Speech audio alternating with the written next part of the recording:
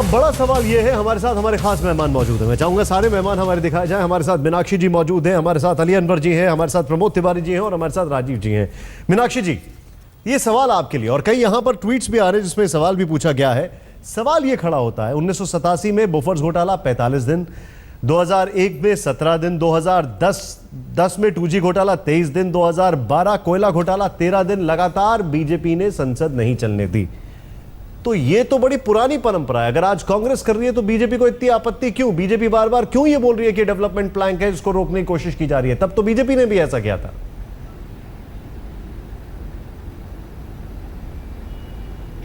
देखिए, मैं इस बात की पक्षधर नहीं हूं, पहले मैं ये स्पष्ट करना चाहती हूं। लेकिन अगर आप इन तमाम मामलों को देखें, चाहे वो बॉफर्स था, चाहे वो 2G था या बाकी सब जी है, उन सब के अंदर FIR थी, CAG की रिपोर्ट थी और वो मामलों में सुप्रीम कोर्ट की या ऐसे किसी कोर्ट की टिप्पणी थी। और बावजूद उसके कांग्रेस जो है उसमें भी अलोकतांत्रिक तरीके से अपना जो है जो बार बार कहा जा रहा है कि एक धक्का मार के वो चलाने की कोशिश कर रहे हैं, तो वो वही हिस्सा उस वक्त था जो अब है। तो वो मनमानी तब कर रहे थे, मनमानी अब कर रहे हैं। तो वो उस समय मनमानी के विरोध में वो सब हुआ। लेकिन उस समय भी जब विरोध के आप पुराने वीडियो निकाल के देखें या बाकी चीजें देखें तो आप पाएंगे कि जो विरोधी पक्ष था वो कभी भी विरोधी पक्ष वाले तरफ पाले को पार करके कभी भी सरकारी मंत्रियों को बोलने से रोकने की कोशिश, स्पीकर नहीं मैम, मुझे अच्छी तरीके से याद है चिदम्बरम साहब का किस तरीके से विरोध किया गया था, मुझे अच्छी तरीके से याद है। जबरदस्ती नहीं, मैं आपको वही, आप वो पुराना निकालिए जिस समय पर देखिए, मैं अभी भी कह रही हूं कि मेरी सहमति नहीं है, लेकिन अगर आप वो तमाम मामलों को गिनवा रहे हैं तो आप वो गिन लीजिए कि उन सब के अंदर FIR थी, उन सब के अंदर सुप्रीम कोर्ट की डिसीजन थी, उनमें CAG की रिपोर्ट थी। यहाँ तो कुछ भी नहीं है। ये ठीक है, आपका ये पॉइंट कि आप उसको सहमति नहीं देती हैं और आपका ये कहना कि FIR थी। लेकिन इस केस में मैं थोड़ा, आपके बगल में अली अनवर जी बैठे हैं, यहाँ पर फ्रेम बगल में बैठे हैं, बल्कि अली अनवर जी, उस जमाने में तो आप बीजेपी के साथ हुआ करते थे, आप तब भी विपक्ष में विरोध करते थे, अब भी कर रहे हैं। थोड़ा फर्क आया कि नहीं आया?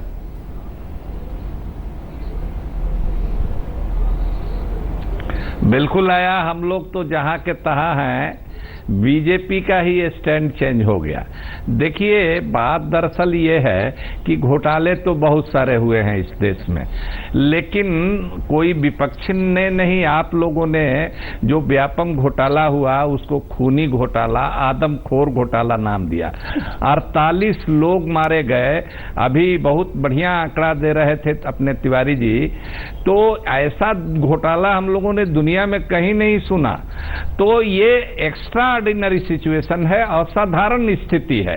और इसमें गवर्नर का नाम है, गवर्नर का बेटा भी मरे हैं, इसमें मुख्यमंत्री का नाम, उनके परिवार का नाम, इसमें RSS के बड़े नेताओं का नाम आ रहा है। तो ये एक असाधारण स्थिति है और इसीलिए देखिए, कोई नहीं चाहता है कि सदन नहीं चले। हम लोग भी चाहते हैं। एक मिनट अली अनवर जी, एक मिनट, वो जवाब देना चाह रही है इस पर। एक मिनट मीनाक्षी जी, आपका जवाब। बात नहीं, मैं व्यापम पे एक बात कहना चाहती हूँ। प्रमोद जी, आ रहा हूं मैं आपके पास जी। देखिए, आप मैं सिर्फ एक बात कहना चाहती हूँ कि व्यापम में जो भी कुछ आप कह रहे हैं वो सब मामला सुप्रीम कोर्ट के आगे पेंडिंग है। सुप्रीम कोर्ट ने और हाई कोर्ट ने और CBI की जांच, वो सब कुछ चल रहा है। आप राज्य के मामले को अगर केंद्र में उठा रहे हैं तो लुई बर्जर मामला देखिए, चाहे वो गोवा का हिस्सा हो, चाहे असम से उसकी तारें जुड़ी हुई हो, ऐसे तमाम राज्यों के मामले हो। मुझे पुराना याद है, स्लीपर घोटाला याद आता है, कई ऐसी चीजें हर एक राज्य के बारे में याद आ रही हैं। मेरे को NRHM याद आता है। आपने कहा कि ये पहली बार ऐसा हुआ है, आप NRHM याद कीजिए, कितनी मृत्यु हुई थी उसके अंदर। आप चारा घोटाला का याद कीजिए कि कितने लोग मरे थे, अभी तो आपके साथ ही हैं वो लोग। ये राज्यों के मामले हैं और एक प्रक्रिया के तहत उन सब पे जांच और कार्रवाई हो रही है। ना तो हम कार्रवाई से भाग रहे हैं, ना हम CBI जांच से भाग रहे हैं, ना सुप्रीम कोर्ट की जांच से भाग रहे हैं, ना बहस से भाग रहे हैं। थोड़ा सा हम अपने मुद्दे से भटक रहे हैं। थोड़ा सा, एक मिनट को नहीं चलने देकर हम क्या एक एक चीज में मैं यहाँ पे जान नहीं, ठीक है, आप मैं पॉइंट मुद्दे से नहीं भटक रहे, मैं ठीक है, सिर्फ अली अनवर साहब को तमाम चीजें एक याद मिनट। दिलाना चाहती हूँ। प्रमोद जी आप इस पर रिएक्शन, और फिर उसके बाद मेरा सवाल एक राजीव जी से। प्रमोद जी आपका रिएक्शन।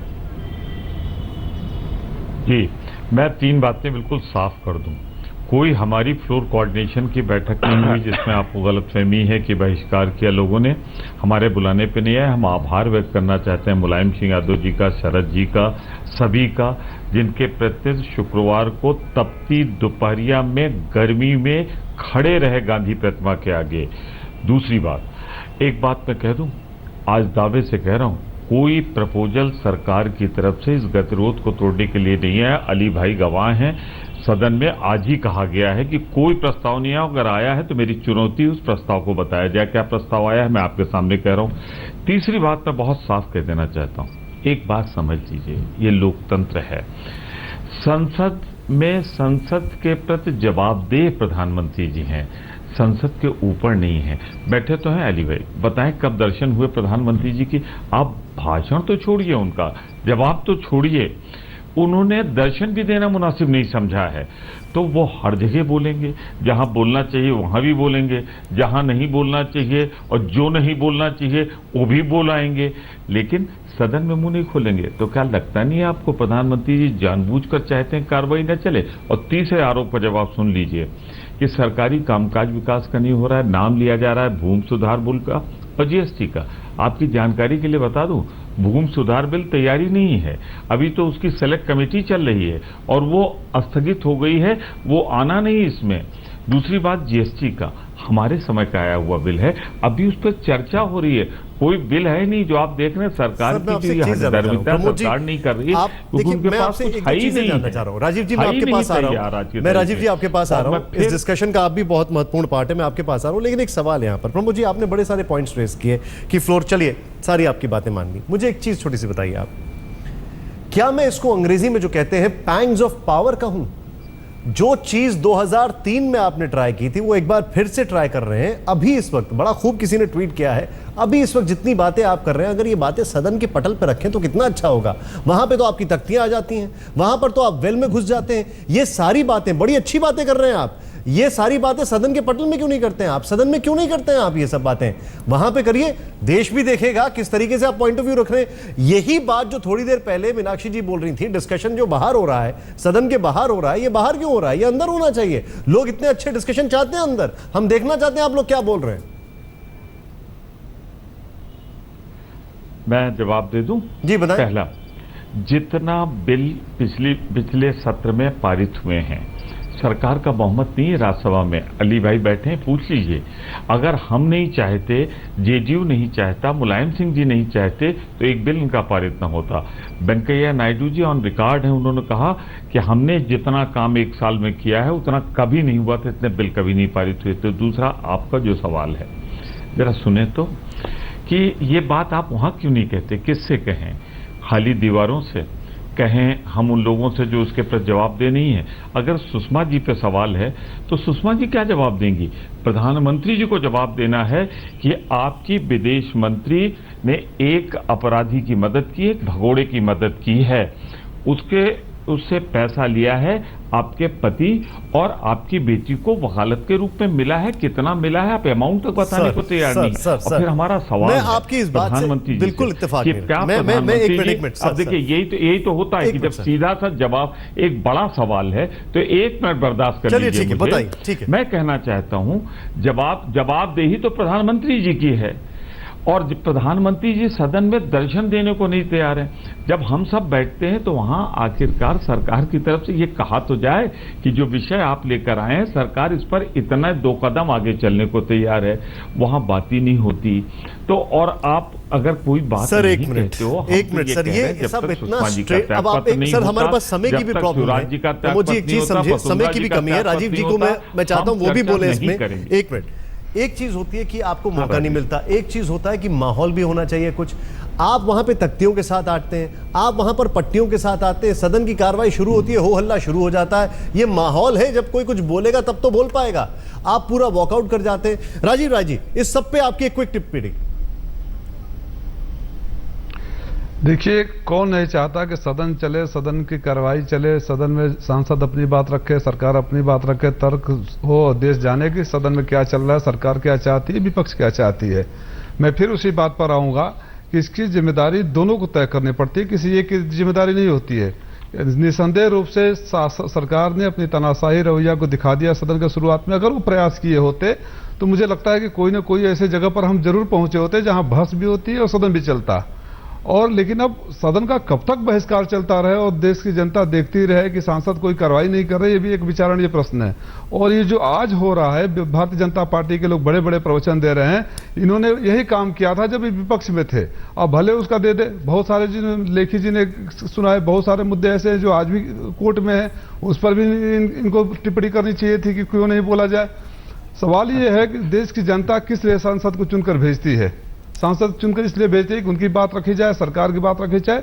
सदन सकारात्मक सोच के साथ जरूर चलना चाहिए और इसकी जिम्मेदारी मूलतः सरकार की है। इस बात को फिर से मैं दोहराऊंगा। ये जो आपने पॉइंट रेज किया है, ब्रेक के बाद मैं चाहूंगा संक्षेप में, एकदम संक्षेप में हमारे सारे गेस्ट अपना आखिरी रिएक्शन दें कि संसद का कब तक बहिष्कार होता रहेगा। इसकी कोई समय सीमा है या नहीं है? कौन झुकेगा यहां पर? कभी तो कोई काम होगा कि नहीं होगा, या पूरा मॉनसून सेशन इस सबकी बलि चल जाएगा? ये एक हमारा सवाल है और जनता का जवाब।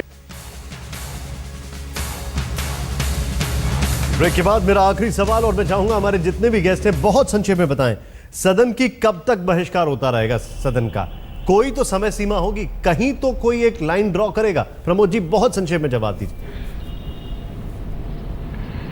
मैं सिर्फ इतना कहना चाहता हूं, आज कपिल सिब्बल जी की ये प्रेस कॉन्फ्रेंस की प्रेस रिलीज है मेरे पास।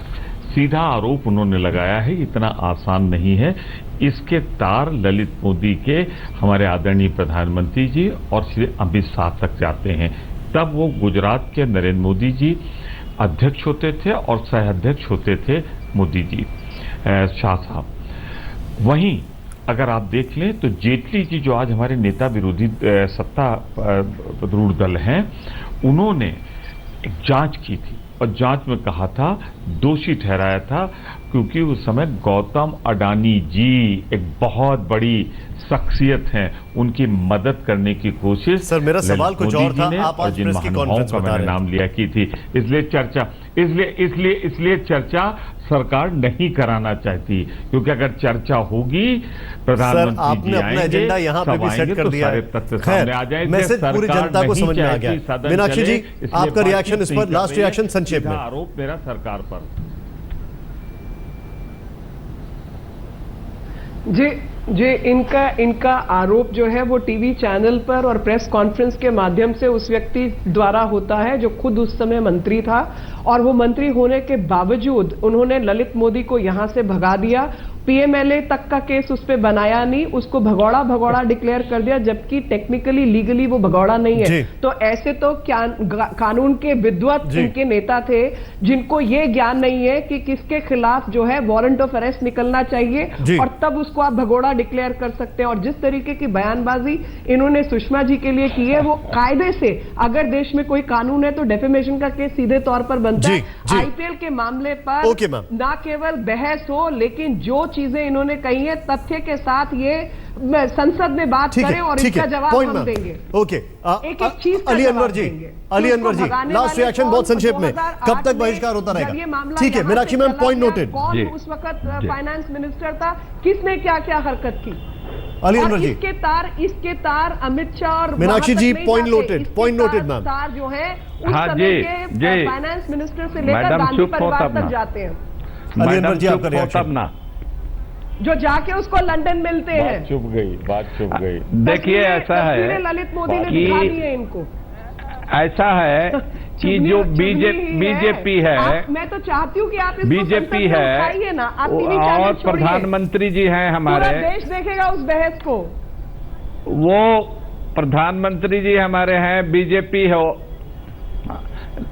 बीजेपी है, वो प्रोवोकेशन का काम कर रही है, उकसावा कर रही है। देखिए, जिस दिन ऑल पार्टी मीटिंग थी उसकी, माफी चाहता हूं, मुझे आपको रोकना पड़ेगा सबको, लेकिन यहां पर मैं आप सबको रोकना चाहूंगा। लेकिन राजीव राय जी ने एक बड़ा वैलिड सवाल यहां पे खड़ा किया है, समाजवादी पार्टी ने एक बड़ा वैलिड सवाल यहां पर खड़ा किया है कि आखिर कब तक बहिष्कार होता रहेगा? और ये बड़ा अच्छा सवाल है कि इसकी कोई समय सीमा तो होगी। कांग्रेस के तेवर देखकर लगता है अभी कोई समय सीमा नहीं है।